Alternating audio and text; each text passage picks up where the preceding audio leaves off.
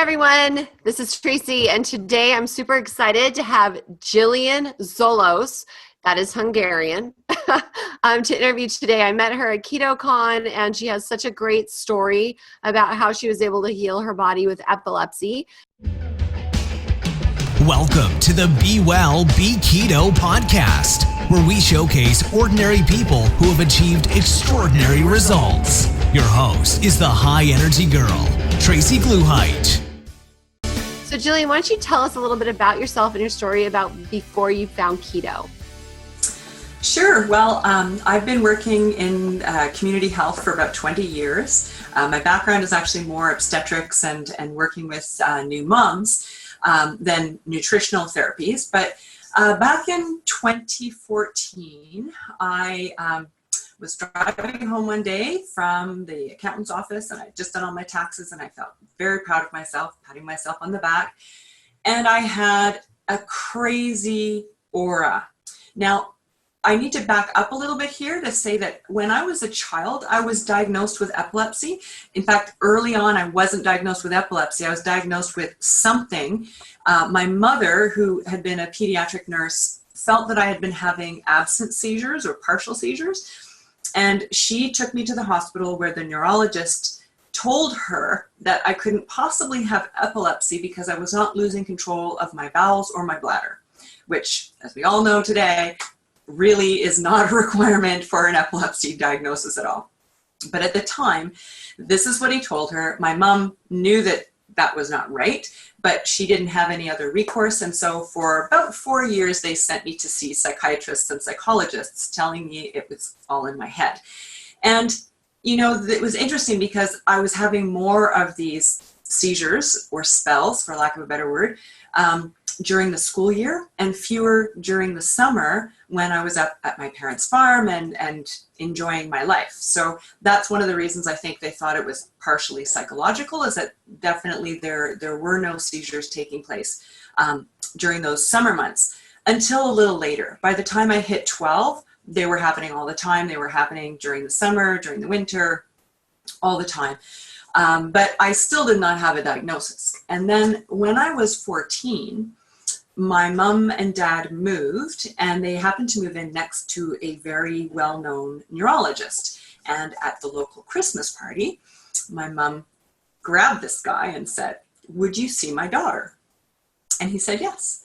And I was in his office the next week. He did a bunch of tests, you know, a bunch of EEGs, EKGs, MRI, everything. And a week after that, he said, "You definitely have a lesion in your left temporal lobe. It is epilepsy. Here's your medication." And he put me on Tegretol or carbamazepine. And I had 1 grand mal seizure after that. And then I had no seizures for the next 4 years. Now, those were the 4 years that I was going through high school. And the medication really messed with my short-term memory. Actually more my long-term memory. So I had to study for tests and exams 2 days before max. There's just no way I could retain information from before that. And I really wanted to go to med school when I went to university. And it became pretty obvious by grade 11, grade 12, that just wasn't going to happen because I just did not have the ability to retain the information. So when I did go to university, at 18, I decided just to stop the meds cold turkey. And I didn't have any seizures, and I continued to not have any seizures. So that was pretty nice, and my memory got a little better, and I managed to get my grades up a bit, which was nice. And I went through university without having any seizures or any auras or anything like that. And then I started making babies, and I found right after my first 2 sons were born, there were some periods of time where I stopped myself and I thought, is this an aura? I'm not 100% sure. I'm not feeling great. Maybe I should go and get checked out. And I started having horrendous migraines. So they did take me back in. They did a bunch more tests. And this time they came back and said, "No, you don't have epilepsy. You have a lesion on your brain, but it's not epilepsy." And I said, "Okay." And went on my merry way, not having seizures and not requiring medication. So that was fine. So fast forward to this cranking aura that I had in July of 2014.